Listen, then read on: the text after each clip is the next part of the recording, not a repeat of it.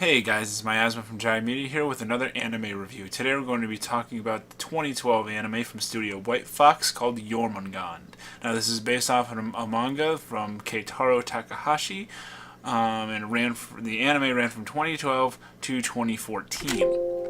Now the story of Jormungand follows a child soldier named Jonah who was orphaned by war, and in such time he has become very adept at killing people. He is one of the best child soldiers out there, and he is deceptively good at killing people, a job that he really hates doing. He despises guns, despises, war, because it has taken so much from him.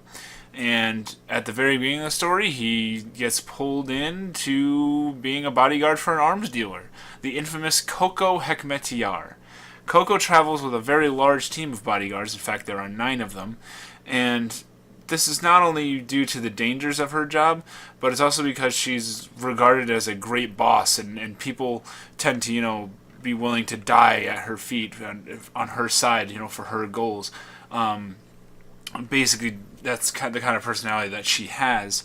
And such commitment is further explained later on in the series. I won't go into too much spoilery detail here, but you find out it's not just blind, people following her. There are reasons why each individual bodyguard follows her around, and they're all former mercenaries and crazy powerful soldiers in their own right. And it's really cool how they become unified into this one team. And now Coco has this crazy world goal of she wants peace. She says that she wants world peace. And we got our 2 main characters here, the infamous arms dealer Koko Hegmetiar, who deals thousands of weapons throughout the planet, yet has a crazy goal of world peace. And we have Jonah, our child soldier, who is very adept at killing people, as I mentioned before, who despises guns and the people that use them. Now, I know that these themes seem very contradictory, but the show goes great lengths to sort of counter that.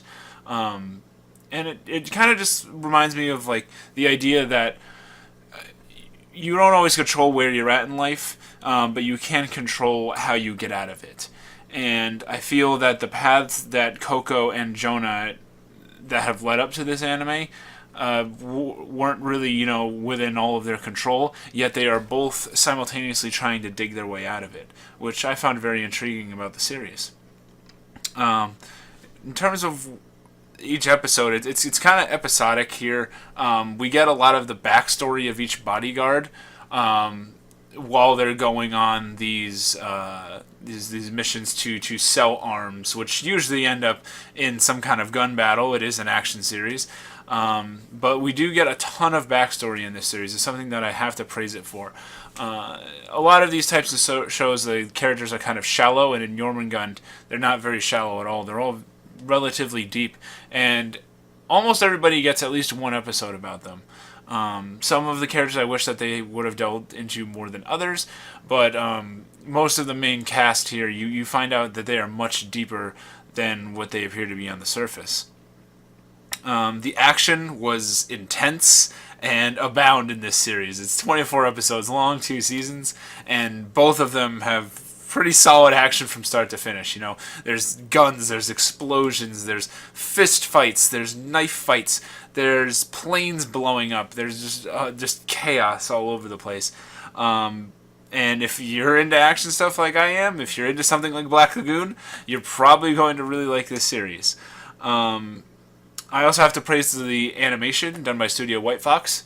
It is very good. If you haven't heard of White Fox, they also did an anime called Steins Gate, I believe in 2011. And that series is also incredible as well, and it's also very well animated. So kudos, Studio White Fox. I guess you guys keep doing good work. Another thing I have to praise about the series was the dub. You have a lot of heavy hitters here. You have Greg Aries, who was in Another. You have Brittany Karbowski and Mika Salasad, who were both in Soul Eater. And that's not even getting to Coco's voice actress, who was Anastasia Munoz. I might be pronouncing that incorrectly.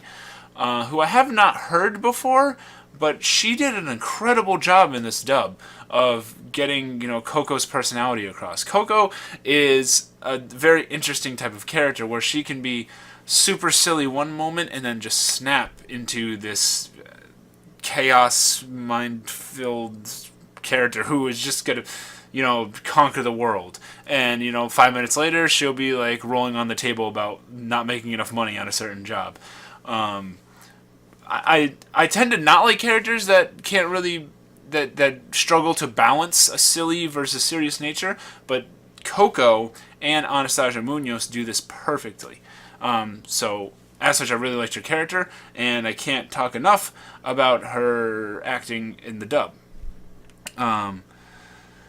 For stuff that I didn't like about it, it can get repetitive with some of the episodes because Coco's team is so strong. There are rival arms dealers that, kind of rise up from time to time, and, business sort of gets threatened, and not all of the business transactions go as planned. In fact, they very rarely ever do. But there comes a time where that kind of becomes expected, and it sort of becomes a formula where they're going to make this crazy arms deal, something goes wrong, and Coco's crazy 9-man squad wipes out the entire enemy forces, and then we're all good. And it's kind of wash, rinse, repeat with some of the series. And it didn't really bother me while I was watching it. I didn't mind. But upon reflecting on my opinions of it, I can kind of see how that might bother people. You kind of get blinded by the action of it, and you don't see the forest through the trees. Some fan service stuff goes on here that's completely unnecessary. I mean, there's a lot of boob grabbing. There's a lot of unnecessary nudity that I feel like didn't have to be in there. But I didn't read the original manga, so maybe that was in there as well to try and sell some copies. But if you're into that, then some people are gonna like that. Some people don't mind fan service, and if you're into that, you'll like it. But for me personally, I thought it was just kind of extra frosting on a cake that was already pretty good.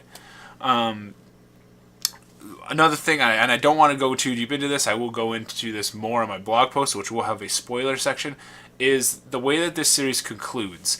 The ending is it is an ending, I'll give it that, but it is a little bit controversial, and I'll leave it at that. And it didn't ruin my opinion of the series, but it definitely changed it a tad. I would recommend that you buy Jormungand. It's full of action, guns, fan services, that's what you like, and above all else, great character backstory and development, and one of the most intelligent main characters I've ever experienced. Coco is always a step above everybody else. She's very rarely surprised, and when she's on the screen, you get this overwhelming, calm feeling that, stuff's gonna go according to plan because, we have Coco here. Similar to, she's cunning, kind of like light Yagami from Death Note, yeah, and Lelouch V. Britannia from Code Geass, in the sense that they seek this, they're highly intelligent and they seek control in a chaotic situation. And I think Coco kind of handles it better than those two. Granted, those kind of characters have their own flaws, and Coco also falls into those flaws as well. But all around, she really makes the show. She is like the engine of it. And Jonah as well. Jonah was a really cool character. I liked his concept of being the child soldier and trying to overcome what had happened to him and what's going on in his life. And, you really feel bad for him, and then you feel bad for him one moment, and then you're like, oh man, look at him blow that guy's head off the next minute. And I really like that about his character. But yeah, I'd recommend that you buy Jormungand. It's definitely worth a spot in your shelf. If you're into this kind of thing, I highly recommend Black Lagoon, if you haven't seen that as well. That came out before this, and I'm assuming a lot of you have probably seen Black Lagoon. So I'm going to try and recommend something that's a little more niche. If you're into the gunfights and cool character development, I highly, highly recommend a series called Gungrave. Gungrave is based on a video game, and it has the same character designer as Trigun. And it embodies a lot of what Jormungand also has to offer, where we have crazy action going on, yet we have incredibly deep characters, and we delve into the past of a lot of them, and we realize why these characters act the way they act, which is something that I feel like a lot of series don't bother to do. And Jormungand and Gungrave both do that very well. Black Lagoon as well. So I highly recommend those shows, and I highly recommend Jormungand. Let me know down below, what did you guys think of this series? Did you find it very entertaining, or were you, kind of bored by it? I know the ending can be controversial. Please don't spoil anybody here. I'm going to link my blog down below in the description. You can check that out. As always, this is Bobby from Gyre Media, signing out.